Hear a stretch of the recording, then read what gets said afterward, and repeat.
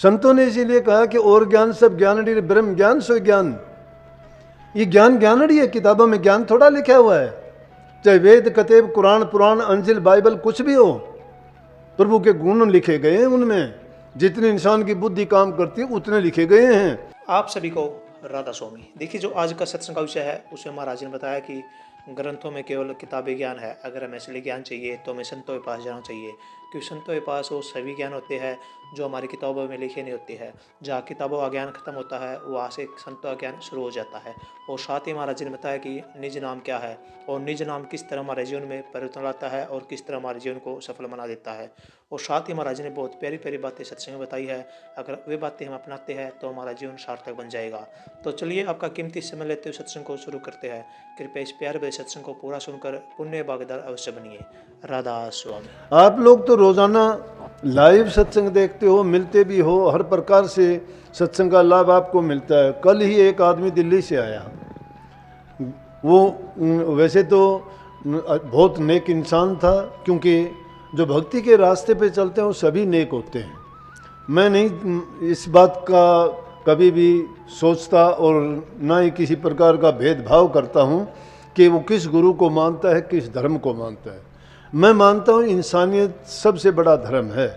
जो इंसानियत को मानता है वो सब धर्मों को मानता है। जिसके दिल में इंसानियत नहीं है वो किसी गुरु का नहीं है, ना किसी धर्म को मानता है। लेकिन बहुत अच्छा इंसान था, आया और कहने लगा जी मैंने बहुत सत्संग आपके सुने हैं, बड़े महाराजियों के भी सुने हैं, और यहाँ भी मैं आके आज जब देखा तो मुझे वो शांति मिली कि मैं बहुत जगह गया, इतनी शांति मुझे नहीं मिली। आप मुझे इजाज़त दो तो मैं कुछ दिन यहाँ रह के अपना ध्यान लगाना चाहता हूँ। मैंने उससे पूछ लिया, भाई आपने नाम कहाँ से लिया है? बोले जी मैं राधा स्वामी मत का तो नहीं हूँ। मैंने कहा फिर मैंने ये सवाल नहीं किया आपको राधा स्वामी मत के हो या नहीं हो। मैं तो महर्षि शिवदलाल जी की बात पर चलने वाला हूँ। उन्होंने कहा किसी की धर्म में पैदा हो जाना बुरा नहीं है, लेकिन किसी धर्म में मर जाना बहुत बुरा है। इसका मतलब क्या है? किस धर्म में पैदा होना बुरा किस लिए नहीं है कि धर्म हमें रास्ता दिखाता है प्रभु का। सभी रास्ते प्रभु की ओर जाते हैं, कितने भी धर्म हो सभी प्रभु की ओर जाते हैं रास्ते। लेकिन उन्होंने अपने इन धर्मों के अलग अलग क्यों वो अख्तियार करके एक दूसरे से भेदभाव पैदा कर लिया।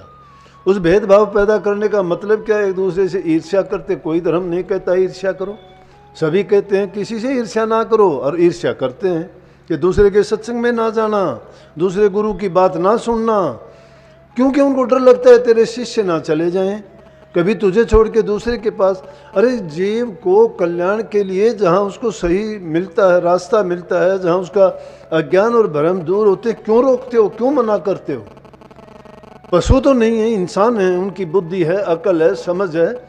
जहाँ उनकी प्यास है वो पूरी नहीं होती है, नहीं मिटती है, उनकी ज्ञान की भूख पूरी नहीं होती है, तो उसको वहीं जाने दीजिए जहाँ वो जाएगा। जी हाँ हो गया, नहीं तो। लेकिन कुछ लोग होते हैं उनको सिर मारने की आदत होती है। वो ना गुरु के, ना पीर के, ना धर्म के, ना भक्ति के, ना परमात्मा के, वो ढूंढते फिरते हैं उस मृग की तरह से कि जिसकी नाभि के अंदर कस्तूरी खिलती है, खुशबू आती है, और उस खुशबू को ढूंढ तो सकता नहीं खुशबू कहाँ है, और झाड़ियों में सिर मारता फिरता है, यहाँ से आई, यहाँ से आई, यहाँ से, और ढूंढते ढूंढते वो गिर जाता है।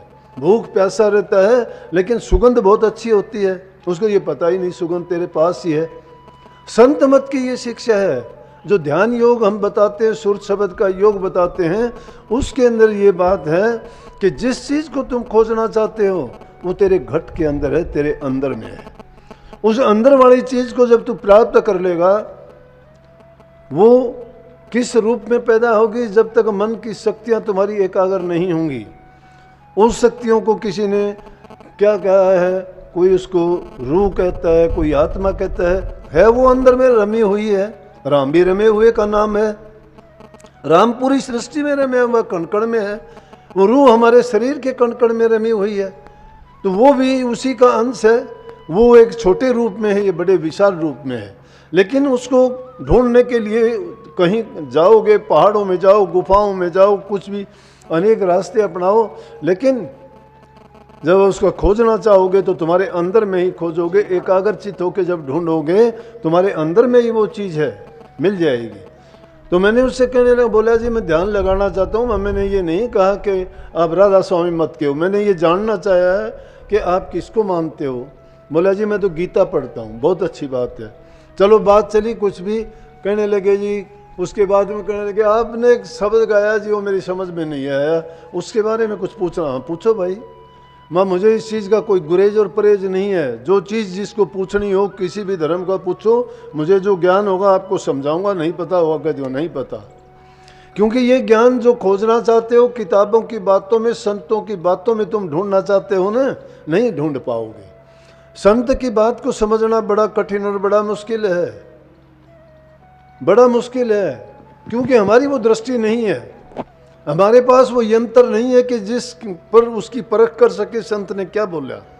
मैं तो अपनी बात से कहता हूँ, मैंने बीए की, एमए की, बीएड की, मास्टर था मैं। महाराज जियों के शरण में आया नहीं था, नाम की दीक्षा मैंने नहीं ली थी।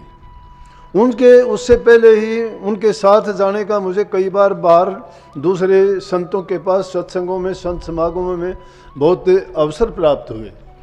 तो बात आपको पता भी है, कई बार बताई भी है, लेकिन फिर बताता हूँ। सब आदमी वही तो नहीं है जिन्होंने नहीं सुनी होगी। होशियारपुर गए हुए थे, होशियारपुर गए हुए थे तो मैंने बस ऐसे ही वहाँ देखते देखते बुक स्टॉल से दो पतली सी किताब ले ली जो महर्षि जी शिवरतलाल जी की लिखी हुई थी। महर्षि जी बहुत पढ़े लिखे थे, 5-6 भाषाओं के ज्ञाता थे, डीलेट थे, और उन्होंने जो कुछ भी लिखा बहुत बड़ी गहराई तक चले जाते थे। लिखने के कलम के धनी थे, जो भी चीज़ वो लिखना चाहते थे एक बार लिखने बैठ गए तो उस चीज़ की बिल्कुल इतनी गहराई तक जाते जितने कबीर साहब की तरह से। कबीर साहब ने भी जो लिखे, मैं उनकी वाणी को भी देखोगे और गौर करोगे और कभी ऐसा सोचने का अवसर प्राप्त हो तो आप पाओगे कि कबीर साहब भी उसी तरह से चोटी से लेके बिल्कुल उसकी जड़ तक पहुंच जाते हैं कोई भी चीज़ की।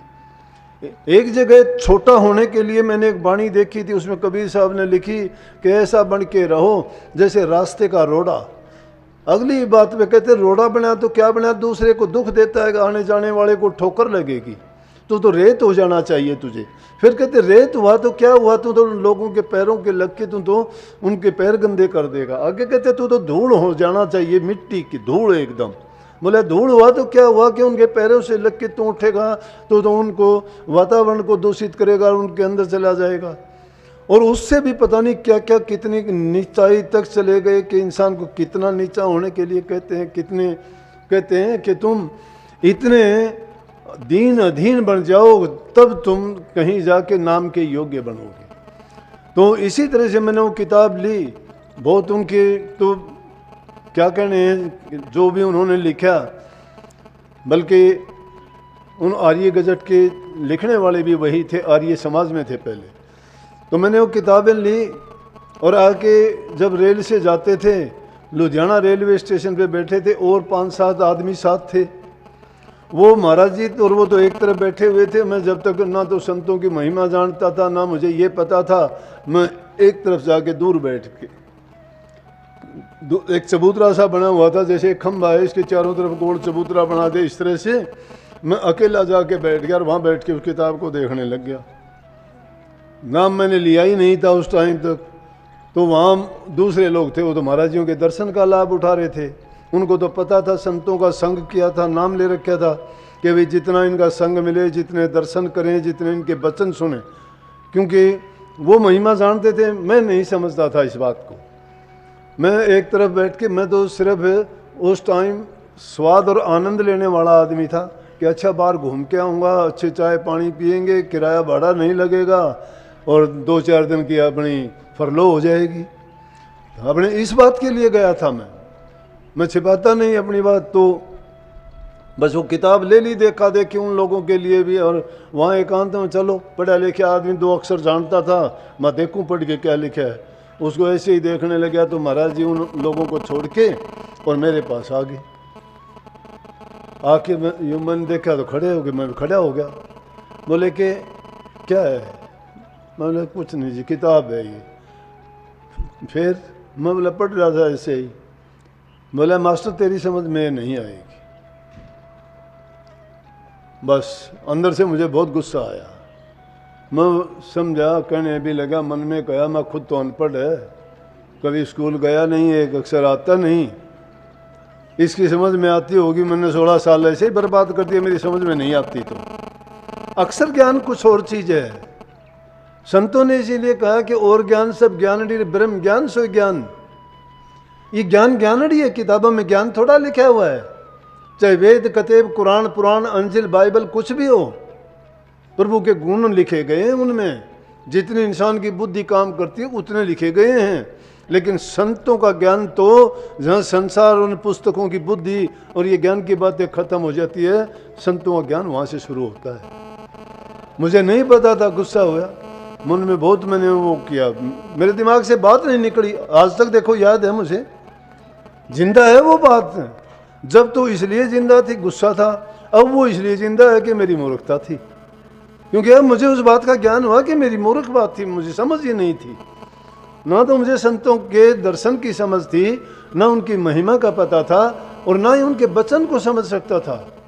लेकिन कुछ दिन के बाद में जब नाम दीक्षा का टाइम आया, मैंने नहीं कहा, मैंने 1-2 बार जिक्र किया तो इनकार कर दिया, बोले अभी नाम का टाइम नहीं है तेरा। ये भी मुझे नहीं पता था क्यों नहीं है, मैंने सवाल भी नहीं किया, मैं ज़्यादा सवाल नहीं किए कभी। बस क्या उन्होंने देखा क्या किया, कुछ जब टाइम आया तो मेरे को बुला के कहने लगे बोलो उसको नाम ले लेगा। 11 आदमी थे जब मैंने नाम लिया, 10 पहले बैठे हुए थे, 11वां आदमी मैं गया था जो नाम लेने के। नाम लिया, नाम लेने के 2-4 दिन के बाद में मेरे दिमाग में वही बात आई कि वाकई में मैं मूर्ख आदमी था। शाब्दिक अर्थों, शाब्दिक की बात थी, उनका भी अर्थ मुझे नहीं पता था कि मैं उस बात पर गुस्सा करने की कौन सी बात थी, कितनी मूर्ख बात थी तेरी। महाराज जी ने ठीक फरमाया था, मैंने गया, छिपाई नहीं, मैंने बात चरण छू के, और मैंने कहा कि माफ़ करना महाराज जी, मैंने जो है उस बात का बहुत बुरा माना था। हंसे, बोले कौन सी बात। महाराज जब लुधियाना रेलवे स्टेशन पे इसी तरह से मैं किताब देख रहा था और आपने कही थी मास्टर तेरी समझ में नहीं आएगी, मैंने मन में क्रोध किया था। मुझे भरम हो गया था और मैंने सिर्फ ये सोचा था कि आपको तो कुछ आता ही नहीं है, मैं इतना पढ़ा लिखा, मेरी समझ में क्यों नहीं आएगा। बोले अब मेरी समझ में आ गया कि मैं तो अनपढ़ था, आप जो पढ़े लिखे, जो बात आपने बताई वो मेरी समझ से बाहर थी। मुझे नहीं पता था कि वाकई में संतों की बात को कौन समझ सकता है, कौन सोच सकता है। इसलिए मैंने कही उनका वचन हर काल में सत्य होता है। वो उस भेद को वो जानते हैं, जो अंतर ज्ञान की बातें हैं, ब्रह्म ज्ञान की बातें हैं, वो कहीं भी नहीं जाती, बताई भी नहीं जाती। अब तो मैंने भी एक वाणी में लिख दिया कि अनुमान तो सभी कया, प्रमाण कहने में नहीं।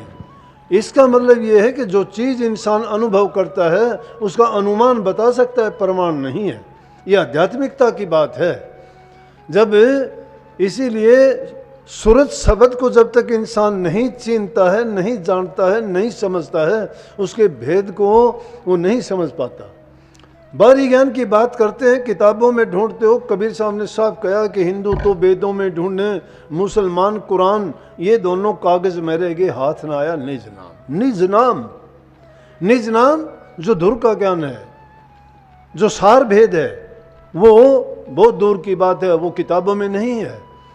कलम दवात कितनी भी हाथ में लेके लिखना शुरू करो, नहीं लिख सकते। हाँ ये है, ये तो मन के गुनावन हैं। ये उससे भी बढ़ के मैंने बात कह दी, मन के गुनावन, जो जिसके दिल में ख्याल में गुनावन उठते हैं, वो गुनावन कलम के द्वारा लिख सकते हो, ज्ञान नहीं है वो। ज्ञान कलम से नहीं उड़ेला जा सकता, वो ज्ञान नहीं, बाहरी चीज़ों की जानकारी है। ये कोई खोज नहीं कर सकते हम, किसी चीज़ की इन्वेंशन नहीं कर सकते, डिस्कवरी है। डिस्कवर कर सकते हैं वो चीज़ पहले से विद्यमान है। सत्संग को पूरा सुनने के लिए आपका बहुत बहुत धन्यवाद। हम आशा करते हैं आपने सत्संग को बड़ा ही ध्यान से सुना हुआ।